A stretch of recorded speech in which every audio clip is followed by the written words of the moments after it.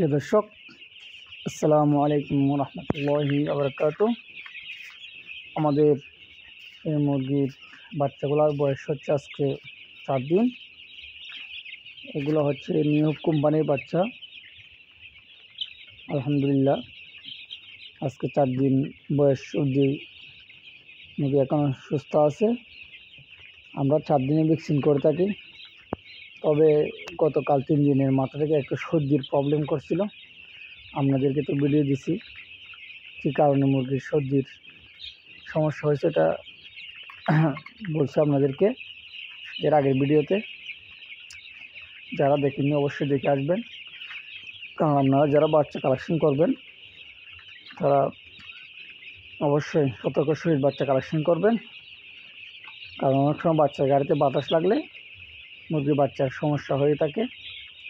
সেজন্য আমাদেরকে বলি, যদি বাচ্চার কারণে বাতাস লাগে, গাড়িতে আসার সময় যদি বাতাস লেগে থাকে, তাহলে আপনারা অবশ্যই বড়ি ছাড়ার সময়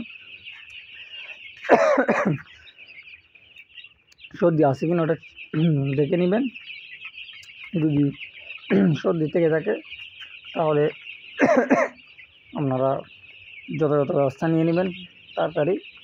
কারণ এখন শীতকাল, এই ঠান্ডার মধ্যে মুরগি বাচ্চার পরিচালনার মধ্যে যদি অসুবিধা হয়ে থাকে তাহলে সেল করা অবধি আপনাদের কষ্ট করতে হবে। সেজন্য আপনারা বাচ্চার সময় থেকে যদি আপনারা মুরগির সমস্যাটা বুঝতে পারেন, তাহলে আশা করি মুরগির সেল করা পর্যন্ত কোনো টেনশন করতে হবে না। তাই সবাইকে একটা আমার অনুরোধ থাকবে, বাচ্চা কালেকশন করে বোর্ডিংয়ে ছাড়ার সময়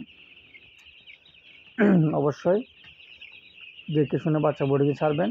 বিশেষ করে শীতকালে আমরা কীভাবে যে পরিচালনা করি, পরিচর্যা করি বাচ্চার, ওগুলো সব রকম ভিডিও আমাদেরকে আমরা দিচ্ছি ইউটিউবে, আপনারা দেখে নেবেন। এই শীতের মধ্যে কীভাবে বাচ্চাগুলো পরিচালনা করতে হয়, পরিচর্যা করতে হয়, বোর্ডিং কীভাবে করতে হয়, ব্রুডিংয়ে কীভাবে বাচ্চা ছাড়তে হয়, সবগুলো আপনাদেরকে দেখাইছি। এবং ভ্যাকসিন প্রথমটা চোখে কীভাবে করে সেটা আপনাদেরকে দেখাইছিলাম। আপনারা সবাই দেখে নেবেন।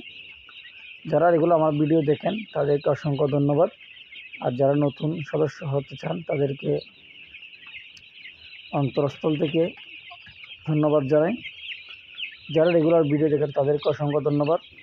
আমার চ্যানেলটি লাইক ও শেয়ার করে সবাইকে দেখার জন্য সুযোগ করে দিবেন, আমাকে উৎসাহিত করবেন যেন আপনাদেরকে রেগুলার আপডেট ভিডিও দিয়ে সহযোগিতা করতে পারি আমি।